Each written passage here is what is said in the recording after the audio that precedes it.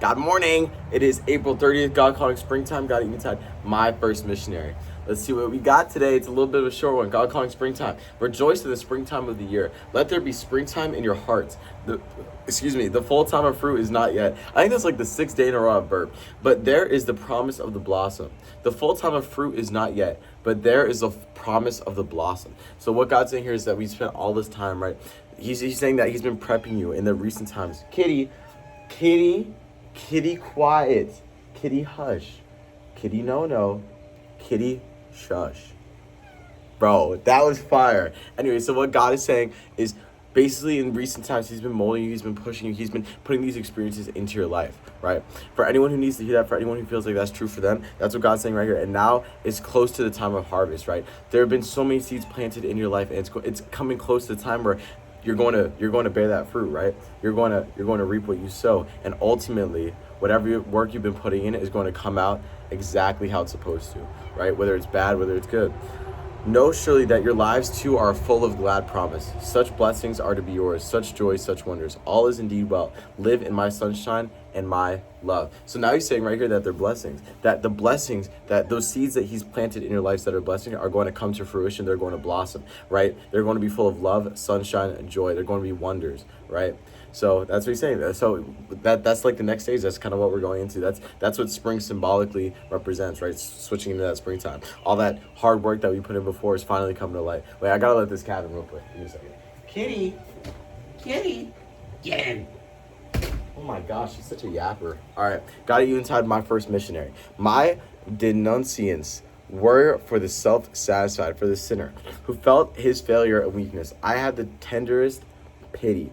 Go and sin no more was my word to the woman taken in adultery. But what a word of hope that was, reveling as it did the assurance that I trusted her not to fall into sin again, that I deemed her capable of a new life. The Samaritan woman, as sires well, I trusted with the secret that even my disciples had not shared fully with me. She was one of my first missionaries. I recognized the wealth of love in the offering of the woman who was a sinner. There was no public denunciation of her sin, no repulse of her love. Guys, that is so vital. And then we have a quote today. Holy Father, cheer our way with thy love's perpetual ray.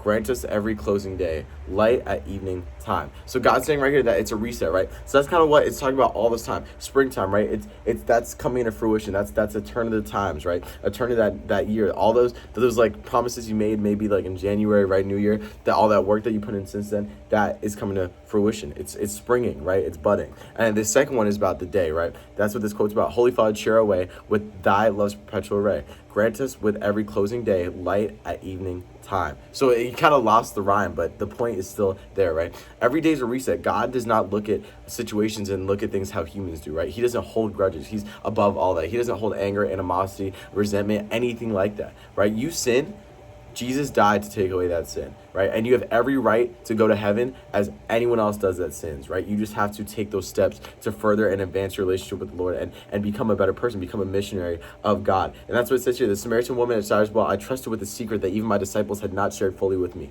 So God can trust anyone. He can use anyone in any way that he deems fit, right? Like there is no moral bad or good in God's eyes, right? Because he created all of us. He loves all of us. We're all of his sons and daughters. And yeah, we can go off the path, right? And what is inherently evil is the devil, but even he doesn't look at the devil as an enemy, right? It's an obstacle. It's a way that he can use him as a learning opportunity for us, right? They're like you just have to think of this from God's perspective. So he's saying right here, turning of the times, right? You might have done something bad before, but don't worry, God's forgiven you, right? That day is closed, and then there's light. There's light that comes in every single day. Every single day you wake up is a new day, is a fresh start for you to be a better person, for you to make better decisions, right?